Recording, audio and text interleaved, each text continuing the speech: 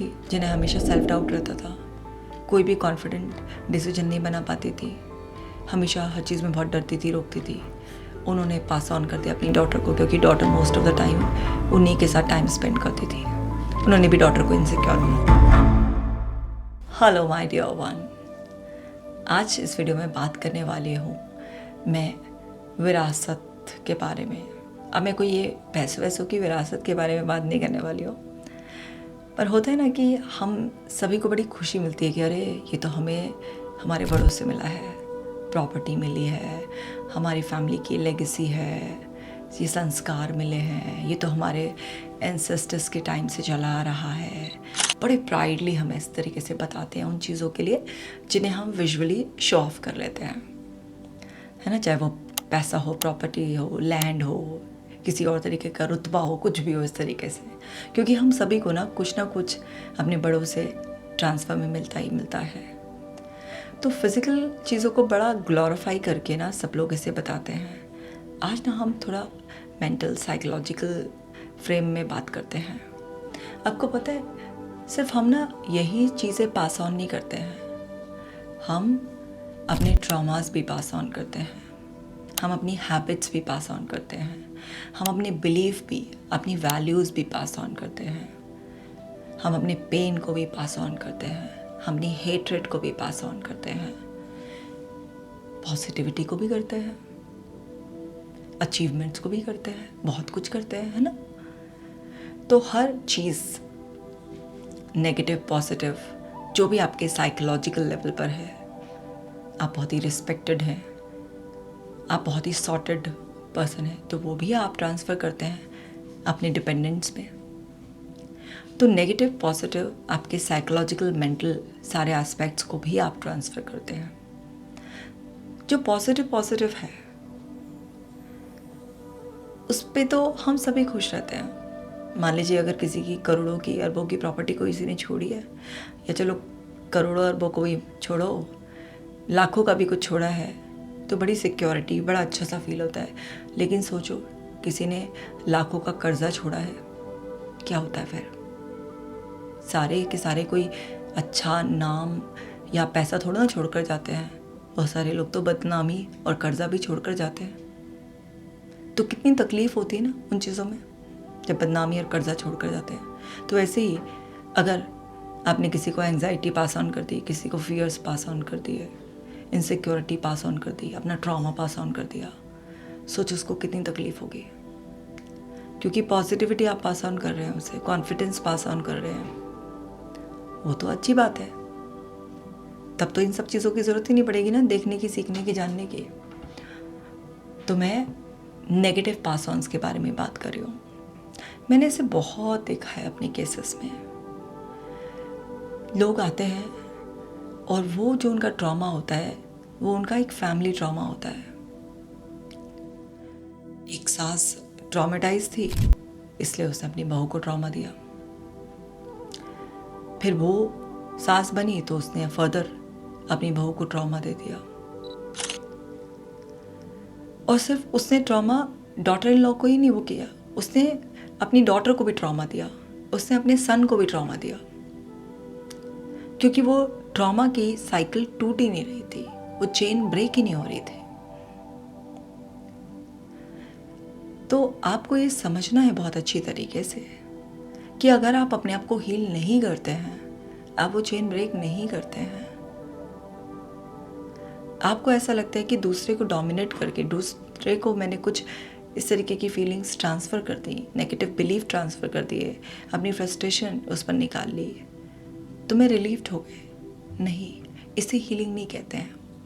एक temporary feelings को went out करने का आपको एक मौका मिल जाता है, टेम्परेरी रिलीफ मिलता है कि आप चीख लिए, चिल्ला लिए, रो लिए, दूसरे को क्रिटिसाइज़ कर दिया, आपने दूसरे को कंट्रोल कर लिया, थोड़ी देर का आपको एक चैन सा मिला। वो भी आपको ऐसा भ्रम हो रहा है, वो चैन नहीं है, लेकिन वो ओवरवेलमिंग जब हो रहा था तो आपने ऐसा किया दूसरे के लिए, तो उस टाइम पर आपको लग रहा है कि चलो थोड़ा सा मेरी फ्रस्ट्रेशन कम हो गई अंदर की। बट एक्चुअल में वो डबल इंटेंसिटी के साथ बिल्डअप हो जाती है और सामने वाला पर्सन बिना किसी कसूर के अफेक्ट होता रहता है। और ये बहुत फैमिलीज़ में होता है। एक आदमी बहुत गुस्से वाला था, उसने ऐसा इन्वायरमेंट दिया, गुस्सा, डोमिनेंस, मार पीट, गाली गलौज, उसे अपने बच्चों में ट्रांसफ़र कर दिया। उसके बेटों को भी यही सही लगा, वो भी ऐसे ही गुस्सा करना, चीखना, चिल्लाना, सब ये। एक मदर थी जिन्हें हमेशा सेल्फ डाउट रहता था, कोई भी कॉन्फिडेंट डिसीजन नहीं बना पाती थी, हमेशा हर चीज़ में बहुत डरती थी, रोकती थी। उन्होंने पास ऑन कर दिया अपनी डॉटर को, क्योंकि daughter most of the time उन्हीं के साथ टाइम स्पेंड करती थी। उन्होंने भी डॉटर को इनसिक्योर बना दिया, लो कॉन्फिडेंट बना दिया। सो इस तरीके से बहुत फैमिलीज़ में होता है कि लोग अपने इश्यूज़ पर काम नहीं करते हैं और उसे पास ऑन करते रहते हैं, अपने बच्चों को भी अब्यूज़ करते हैं।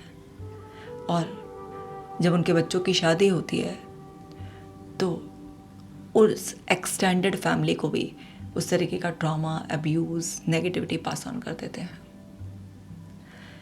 मेरी क्लाइंट थी, उनकी मदर खुद ट्रॉमेटाइज थी, खुद बड़े सारे डिसऑर्डर्स से पीड़ित थी, अपनी बेटी का पूरा बचपन बर्बाद कर दिया। फिर उसकी शादी करी, वहाँ पर भी इंटरफेरेंस, फ़ोन कर करके हर एक चीज़ के लिए इन्फॉर्म्ड होना है, हर समय उसको एडवाइस, ओवरबर्डन करे रखना है। अगर वो कुछ ना बताए तो उसको खूब क्रिटिसाइज़ करना, उसको गिल्ट ट्रिप पर ले जाना। ये सब चीज़ें बहुत फैमिलीज़ में चल रही है। आपको ये समझना होगा कि ट्रांसफ़र अगर पॉजिटिव चीज़ों का करते हैं आप, तो ही वो ट्रांसफ़र किसी के काम आता है, तो उसको आगे बढ़ने में कुछ मदद करता है। लेकिन अगर आप नेगेटिविटी का ट्रांसफ़र करते हैं तो उस इंसान की ज़िंदगी में बड़ी स्ट्रगल ऐड हो जाती है। जैसे भी मैं बता रही थी ना कि कोई कर्ज़ा छोड़कर मरा है, तो क्या होगा, वो बेचारा जो कमाएगा पहले कर्ज़ा चुकाने में लगा देगा, कहाँ होगी उसकी ग्रोथ। इसी तरीके से आपने किसी को नेगेटिविटी दी, उसको अब्यूज़ कर दिया आपने, फिज़िकल, मेंटल, साइकोलॉजिकल, इमोशनल, किसी भी वजह से आपने उसके अंदर फियर डाल दिया, आपने उसके अंदर लो कॉन्फिडेंस डाल दिया। क्या करेगा वो? अपनी ज़िंदगी खुशी से जिएगा, तरक्की करेगा, आगे बढ़ेगा? क्या करेगा वो बंदा बंदा सा, डरा डरा सा, मर मर कर जिएगा। तो आप जब भी कोई नेगेटिव ट्रांसफ़र करते हैं तो आप सामने वाले की ज़िंदगी में मुश्किलें डाल देते हैं। ज़रूरी नहीं है कि आप एक नेगेटिव पर्सन रहे हैं, आप एक डरे हुए अंडर कॉन्फिडेंट पर्सन रहे हैं, आपने अपनी ज़िंदगी में कुछ बहुत बड़ा सोचा नहीं, बड़ा किया नहीं, तो आप दूसरे को भी वही पैटर्न ट्रांसफ़र कर दो। आपको इस चेन को तोड़ना होता है। आप बैठ कर भी अगर किसी को नहीं सिखाते हैं तो आप अपने बिहेवियर के ज़रिए, आप जो डिसीजंस लेते हैं, जिस तरीके से आप सिचुएशंस को हैंडल करते हैं, उससे आप लगातार डेमोन्स्ट्रेशन देते रहते हैं और दूसरे का माइंड प्रोग्राम करते रहते हैं। हमारे अंदर मिरर न्यूरॉन्स होते हैं, सबकॉन्शियसली हम मिमिक करना स्टार्ट कर देते हैं, कॉपी करना स्टार्ट कर देते हैं जो भी रिपीटेडली हमारे एनवायरनमेंट में हो रहा होता है। तो आपको समझना है कि आपको अपने ऊपर काम करना है। जितना नेगेटिव ट्रांसफ़र कर लिया सो कर लिया, अब इसे तोड़ो, चेन को। समझो इस बात को कि इस चेन को तोड़ना ही पड़ेगा आपको। कैसे तोड़ोगे? अवेयर होकर कि मेरा इस सिचुएशन को हैंडल करने का तरीका जो है गलत है, क्योंकि सिमिलर तरीके की सिचुएशंस को लोग कामली भी हैंडल करते हैं। इसी तरीके की सिचुएशन में लोग पॉजिटिव भी सोचते हैं। लोगों के सपोर्ट से, रैशनल थिंकिंग से, छोटे छोटे स्टेप्स लेकर सही तरीके से सिचुएशन को हैंडल किया जा सकता है। अवेयर हो अपने पैटर्न्स के बारे में, अवेयर हो अपनी कंडीशनिंग के बारे में, विलिंगनेस दिखाओ, कंपैशन दिखाओ। अपनी जनरेशन, वो बच्चे जिन्हें आपने पैदा किया है, वो फैमिली मेम्बर्स जो एडेड हैं आपकी फैमिली में, जो आपके साथ लोग काम करते हैं, उनके प्रति कंपैशन दिखाओ। और कब दिखा पाओगे दूसरे के प्रति कंपैशन? जब खुद के प्रति कंपैशनेट होंगे। अगर खुद को प्यार नहीं करते हो ना, खुद को मार्जिन नहीं दे सकते गलती करने का, खुद को अलाउ नहीं कर सकते रेस्ट लेने का, खुद को अलाउ नहीं करते हील करने का, दूसरों को कभी भी नहीं करोगे। क्योंकि जो आप खुद के लिए नहीं कर सकते वो दूसरे के लिए कभी कर ही नहीं सकते। खुद को अप्रिशिएट करो, खुद को पैम्पर करो, खुद को माफ़ करो, खुद को जैसे वो एक्सेप्ट करो, खुद से वादा करो कि जो इतने टाइम तक ढोते आए थे उस गठरी को सर पे नहीं रखना, अब उतार फेंकना है। जितनी भी ज़िंदगी बची है मुझे खुशहाली से जीनी है। हाँ, मेरे पास भी तो ट्रांसफ़र ही होकर आया था ना। मैं भी तो कोरी स्लेट की तरह आया था, मुझ पे जो लिखा मैंने वो कर दिया। मुझे पता ही नहीं था कि स्लेट पर जो लिखा है उसे मिटाकर अपनी कहानी दोबारा भी लिख सकते हैं। लेकिन शुक्र है भगवान का कि अब पता चल गया। अब बिना पता चलता तो क्या होता। तो शुक्र मानो उस ऊपर वाले का कि पता चल गया। तो जो अपनी स्लेट पे लिखा है ना उसे मिटाना शुरू करो। मेडिटेशन करोगे तो मिटेगा। अच्छे पॉजिटिव लोगों की संगत में रहोगे तो पुराना बकवास मिटेगा। अच्छी किताबें पढ़ोगे, अच्छी वीडियोस पॉडकास्ट देखोगे, पुराना कबाड़ा मिटेगा, कचरा साफ होगा अंदर से। छोटे छोटे प्लान्स बनाकर उन्हें एग्जीक्यूट करोगे, पॉजिटिव एक्सपीरियंस आएंगे, पुराना कचरा साफ होगा अंदर से। अपनी हॉबीज़ को परस्यू करोगे, पुराना कचरा साफ होगा। नई नई चीज़ों का एक्सप्लोर करोगे, पुराना कचरा साफ होगा। रेस्ट करोगे, घूमने जाओगे, पुराना कचरा साफ होगा। और एक दिन ये सब कुछ करते करते करते करते आपको पता चलेगा कि पुराना सारा कचरा साफ हो गया, पूरी स्लेट क्लीन हो गई और फिर से नया स्पेस मिल गया। और फिर ये जो सारी पॉजिटिव चीज़ें जिन्होंने तुम्हारे अंदर से पुराना कचरा साफ किया ना, इन्हीं को बार बार करते रहो और अपने अचीवमेंट्स की दास्तान लिखो, कहानी लिखो अपने उसमें। बहुत ही अच्छा फील करोगे।